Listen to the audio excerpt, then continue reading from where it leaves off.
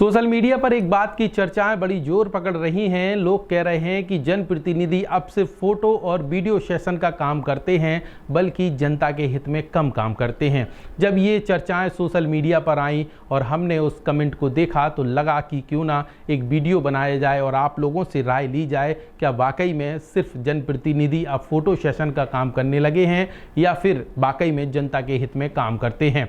नमस्कार, मेरा नाम है लोकेश चौरसिया। आप देख रहे हैं वी न्यूज़ का ये विशेष, जिसमें हम बात करेंगे केंद्रीय मंत्री डॉक्टर वीरेंद्र कुमार की, जिनकी चर्चाएं पिछले कुछ दिनों से जोर पकड़ रही हैं और यह कभी यहाँ पे जनता के बीच यात्री बस में बैठकर यात्रा करते हैं, जिसकी तस्वीरें सोशल मीडिया पर वायरल हो जाती हैं। अब उनका नया वीडियो सामने आया है जिसमें वह एक ई रिक्शा चला रहे हैं। हालांकि उस ई रिक्शा के पीछे यात्रियों के बिठाने की व्यवस्था नहीं है, सिर्फ एक ही सिंगल व्यक्ति के चलाने का ये ई रिक्शा है, जिसको लेकर उनके पीछे पीछे पुलिसकर्मी दौड़ रहे हैं। ऐसा लग रहा है कि जैसे केंद्रीय मंत्री पुलिसकर्मियों को दौड़ा रहे हों, और ये भी नज़र आता है कि किसी कंपनी का, जिस कंपनी का ई रिक्शा है, उसका प्रचार कर रहे हैं। अब क्या सच्चाई है, क्या हकीकत है, ये तो आप लोग खुद बता सकते हैं सोशल मीडिया पर कमेंट करके, हमारे वीडियो पर कमेंट करके। लेकिन यहाँ पे एक ये समझ में आता है कि सिर्फ ये फ़ोटो स्टंट है, कोई कार्रवाई नहीं है, कुछ नहीं है।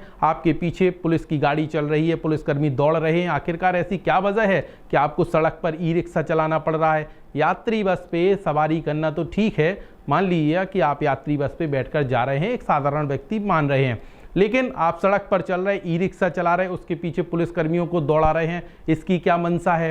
पुलिस आपके पीछे लगी है, भाई कहीं जाना है तो बाकायदा आपके पास जो विभाग ने गाड़ी दिया, जो भी डिपार्टमेंट की जो हेल्प है, उससे जाइए। ये फ़ोटो सेशन कराने की क्या आवश्यकता है? जब छतरपुर पहुंचे तो इस तरीके से उनका सड़क पर ये कारवा दिखा, जहां पर केंद्रीय मंत्री डॉक्टर वीरेंद्र कुमार ने ई रिक्शा चलाया और उनके पीछे पुलिसकर्मी दौड़ते हुए नजर आए। हालांकि गनीमत रही कि छतरपुर में सुबह के वक्त का ये टाइम था, ट्रैफिक नहीं था, नहीं तो कोई हादसा भी हो सकता था, क्योंकि केंद्रीय मंत्री को, हमें नहीं लगता कि ई रिक्शा रोज़ तो चलाते नहीं होंगे या उनकी आदत होगी, लेकिन एक शौक के रूप पे वो निकल आए हैं, उनने सवारी की है। इस दौरान उन्होंने मीडिया कर्मियों से जो बात की है, उस दौरान क्या कहा, सुनिए जरा।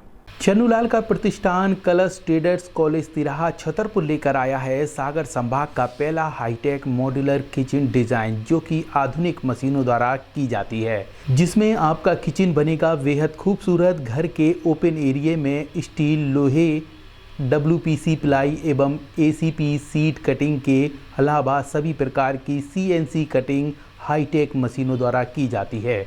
इसके साथ ही अब घर के भारी दरवाजे भूल जाएं और लोहे एवं स्टील डिज़ाइन से हल्के एवं हाईटेक दरवाजे हम लगाते हैं। घर की इंटीरियर डिज़ाइन में उपयोग होने वाली हर एक सामग्री हमारे यहाँ बनाई जाती है, जो कि छतरपुर जिला ही नहीं बल्कि पूरे सागर संभाग में एकमात्र है। तो देर किस बात की, अपने घर को खूबसूरत बनाने के लिए आज ही हाईटेक डिज़ाइन देखने एवं पसंद करने के लिए संपर्क करें कलश ट्रेडर्स कॉलेज तिराहा छतरपुर। हमसे फ़ोन पर संपर्क भी स्क्रीन पर दिए गए नंबर पर किया जा सकता है। ये ट्राई बैटरी गाड़ी है जो दिव्यांगजनों को अभी साइकिल के पहिए वाली दी जाती है। मैंने अभी इसका एक सैंपल तैयार करवाया है, जिसमें स्कूटी के पहिए लगाए गए हैं, तो ज़्यादा मजबूत है, ज़्यादा सुरक्षित है।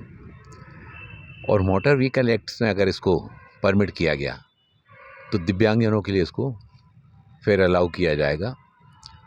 दिव्यांगजनों के जीवन में सुगम्यता लाने के लिए जो सामाजिक न्याय अधिकारिता मंत्रालय के द्वारा देश के प्रधानमंत्री आदरणीय नरेंद्र मोदी जी के कुशल मार्गदर्शन में उनके आर्थिक, सामाजिक, शैक्षिक सशक्तिकरण के लिए बहुत सारी जो योजनाएं बनाई गई हैं 2014 के बाद, विशेष रूप से जो दिव्यांगता की सिर्फ 7 श्रेणियाँ आती थी उनको बढ़ाकर 21 किया गया और दिव्यांगजनों को आर्थिक रूप से सशक्त बनाने के लिए दिव्य कला मेलों की शुरुआत की गई।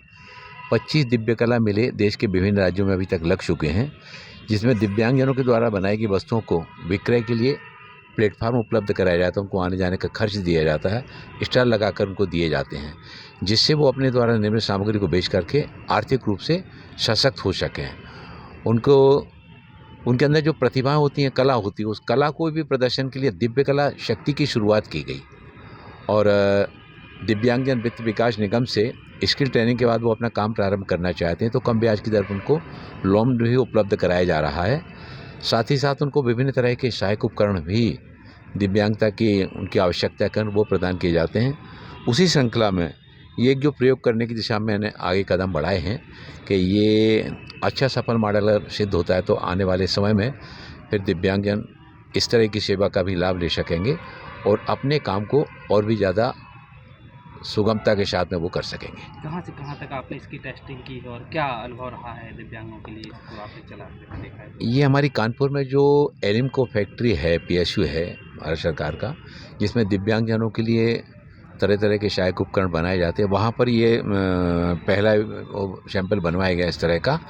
आज अपने छतरपुर नगर में और बस स्टैंड से प्रारंभ करके फब्बारा चौराहे से चौक बाज़ार होते हुए डाकखाना चौराहे से और नगर में विभिन्न स्थानों पर इसको चला करके एक सैंपल के रूप में लोगों के सामने इसको लाने के लिए शुरुआत की गई है।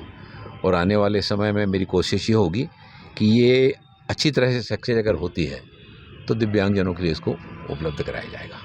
तो आप लोगों ने केंद्रीय मंत्री डॉक्टर वीरेंद्र कुमार को सुना, जिन्होंने ई-रिक्शा चलाने के दौरान मीडिया कर्मियों से बात की और अपनी प्रतिक्रिया रखी।